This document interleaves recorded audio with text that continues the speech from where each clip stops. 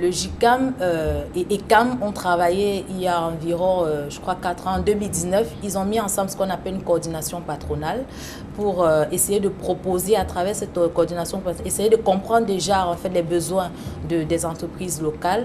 Il faut peut-être rappeler que le JICAM, c'est plus de 1000 membres. Environ 300 grandes entreprises, plus de 400 PME. ECAM, c'est plus de 460 PME, petites entreprises et TPE qui s'intéressent également aux startups.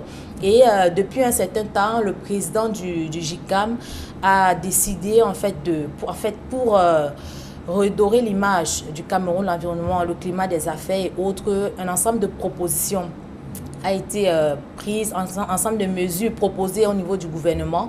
Seulement, les deux présidents, les deux entités, les deux patronats ont décidé de se mettre ensemble pour proposer quelque chose de fort, afin d'être mieux entendus, parce que c'est quand même, ces patronats portent à eux seuls plus de 80% d'économie du Cameroun, donc c'est assez important. Je pense que si ces organisations patronales décident de se mettre ensemble pour porter haut la voix des patrons d'entreprise, des créateurs de richesses, c'est quelque chose de positif. Et il faut noter que la centrale patronale unifiée sera effectivement mise en place à partir de janvier 2024. 1er janvier 2024. Et pour moi, en ce moment, actuellement, je pense que c'est une très bonne chose au regard déjà de ce qui a déjà été fait par le passé. Donc c'est quelque chose qui va apporter un plus dans l'environnement des affaires au niveau du Cameroun. Les responsables, en fait, ceux qui sont derrière cette initiative, vont mesurer suffisamment en fait les différents contours, analyser les différents contours avant d'arriver à ce résultat. Et maintenant, pour enchérir en fait les propos de Rodrigue, j'aimerais dire que jusqu'à présent, il y a eu en fait des actions qui ont été menées avec ces deux organisations qui sont visibles, notamment dans la loi des finances 2023. Il y a également certaines recommandations prises en fait par le JICAM qui sont intégrées dans la loi des finances 2023. On observe également la réforme au niveau du Cameroun Business Forum sur la loi du 18 avril 2013, donc c'est l'un des éléments assez importants.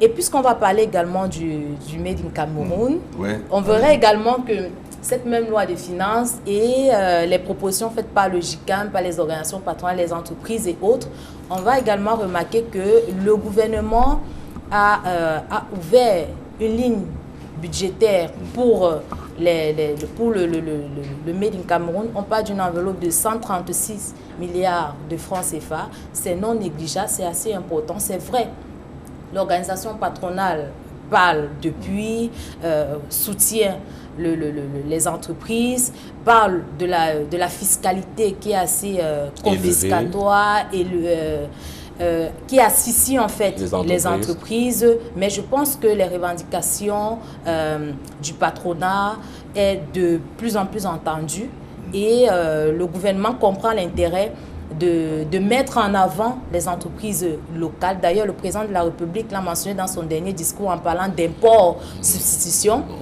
ce qui est non négligeable parce qu'il y a des dispositions qui sont prises justement pour améliorer le climat des affaires. C'est vrai, il y a encore du chemin à faire, mais les décisions prises jusqu'à présent sont non négligeables.